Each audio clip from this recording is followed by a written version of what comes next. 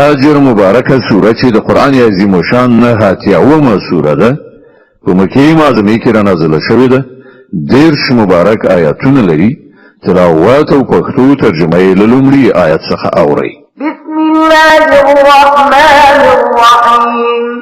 د الله په نوم چې ډیر زیات مهربان پورا رحم لرونکی دی. والفجر وليال عشر والشفع والوتر والليل إذا يسر هل في ذلك قسم لذي حجر.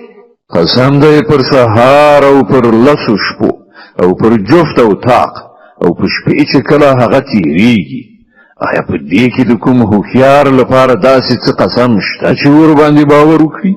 ألم تر كيف فعل ربك بعاد إرم ذات العماد.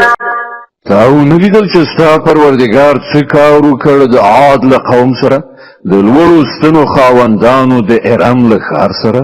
التي لم يخلق مثلها في البلاد. د کومو په څېر چې د نړۍ په هېوادونو کې هیڅ قوم نو پیدا کړی شوی. وثمود الذين جابوا الصخر بالواد. او له سمودیانو سره چې په وادي کې لوی تیږې توغلې وي.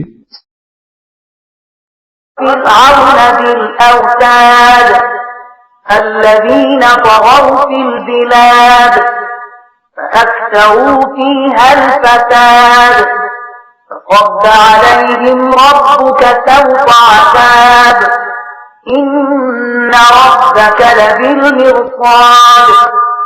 او د میخونو څښتن فرعون سره دا هغه کسانو چې د نړۍ په هېوادونو کې ډیره زیاته سرکشي کړې وه او په هغو کې ډیر زیات فساد خور کړی و. په پای کې ستا پروردګار په هغو د عذاب دوره راکوزه کړه. حقیقت دا دی چې ستا پروردګار په څارنځي کې دی. فأما الإنسان إذا ما ابتلاه ربه فأكرمه ونعمه فيقول ربي أكرمن. خو د انسان حال دا دی چې د هغه پروردګار کله هغه په ازمایښت کې واچوي او هغه ته عزت او نعمت ورکړي نو هغه په تکبر سره وایي چې زما پروردګار زه د عزت خاوند کړم. وأما إذا ما ابتلاه فقدر عليه رزقه فيقول ربي أهانن.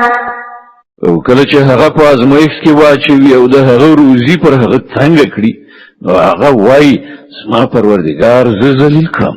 كلا بل لا تكرمون اليتيم ولا تحاضون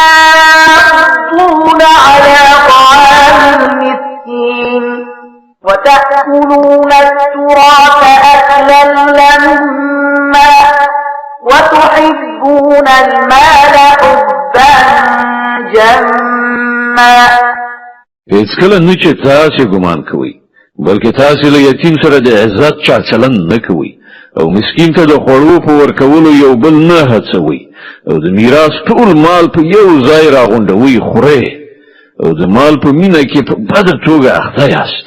كلا إذا دكت الأرض دكا دكا وجاء ربك والملك صفا صفا وجيء يومئذ بجهنم يومئذ يتذكر الإنسان وأنى له الذكرى. هیڅ کله نه ده چې تاسې فکر کوئ کله چې ځمکه په پرلپسې ټکولو څخه وروسته بیا سخته وټکوله شي او ستا پروردګار خپل ځان په داسې حال کې وښیي چې په رښتې لیکه په لیکه ولاړې وي او دوزخ په هغه ورځ مخامخ راوستلی شي.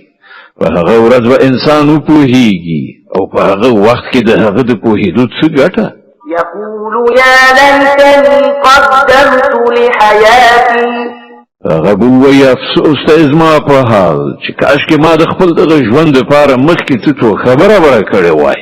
فيومئذ لا يعذب عذابه أحد ولا يوثق وثاقه أحد.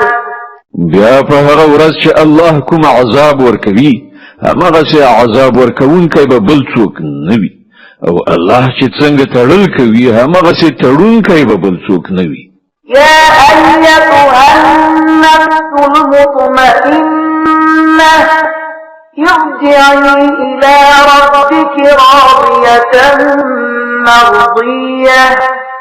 لبلا پلو ویل کیږي اے ډاډ نفس انسانا زه د خپل پروردگار لوري ته په داسې حال کې چې ته د خپل غوره عاقبت نه خوشاله او د خپل پروردگار په وړاندې غوره یې.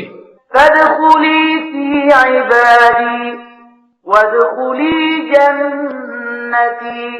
ورننوځه زما په نیکو بندگانو کې او ننوځه زما جنت ته.